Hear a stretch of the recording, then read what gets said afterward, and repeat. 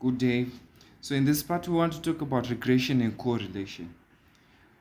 Now, the main points to understand about correlation and regression are we have two variables. So they just vary. None of them is independent. Remember, the independent is the one that affects the dependent. And both of them are not controlled. Controlled variables are those that stay the same. But in a real world application of this is trends like how many people buy what items in what quantities. So those quantities can vary. So here we'll be tracking down how are these variables varying so that if there is a pattern we can extract, then we can go ahead and do so.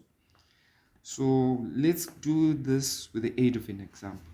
Here we have the price in dollars X of a certain cassette recorder, which is increased by $2 every 6 months.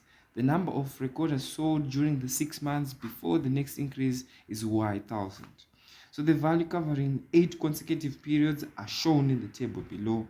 So for our X, that's where we have the price, and then Y will be the recorders sold, the number of the recorders sold in thousands.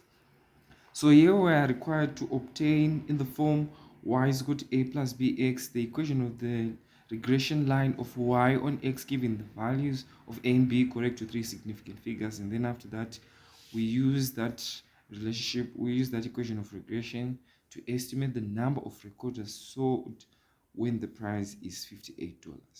So let's get right into it. So there are a few terms we should understand. We should understand what covariance is. So co together, right? So we are checking how x and y variables are both changing at the same time.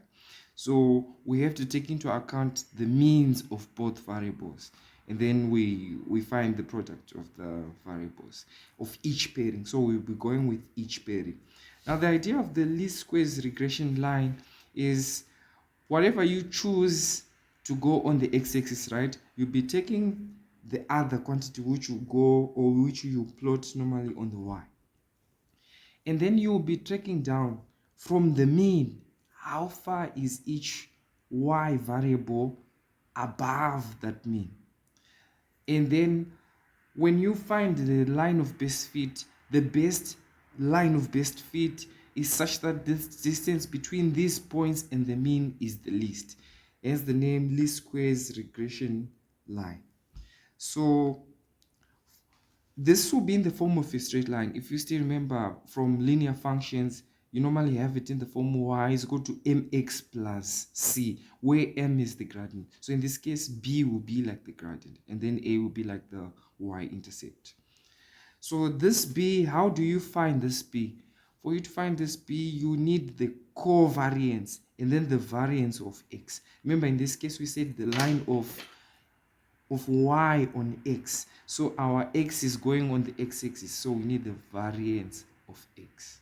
So in words, covariance of x and y over the variance of x. And then the formula you need to find the covariance, you need the sum of the products of x and y, the pairings, over the data points they are, minus the product of the means. So let's use our calculator. We normally have 8, of course, to help us compute this, but you can always do this manual. But we can go to the calculator mode. We can go to the states mode, this time the regression. So if you are using this version of Casio, let's go right into it. So it will be mode, and then you choose state, and then you choose option 2, a plus bx. So this will allow you to enter the x values, then the y. So let's do it. So if you still remember from our data there, we'll start with the x. So we'll go ahead and enter the values. So we'll put 40, say equals 42. They are increasing in steps of 2, 46, 48, and then 50, 52, up to 54. So we should have 8 data points.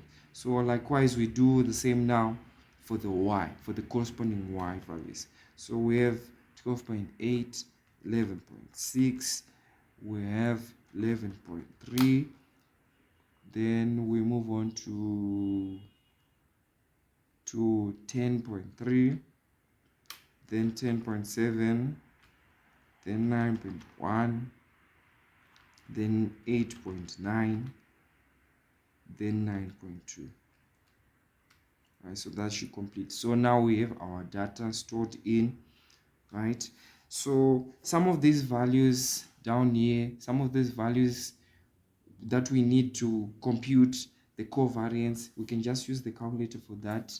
For example, you just go, you say shift then 1, shift then 1, then you choose the sums. So when all these values are listed, as we need xy, so for example you can choose 5, we get xy, so that's where we get the 3898.4.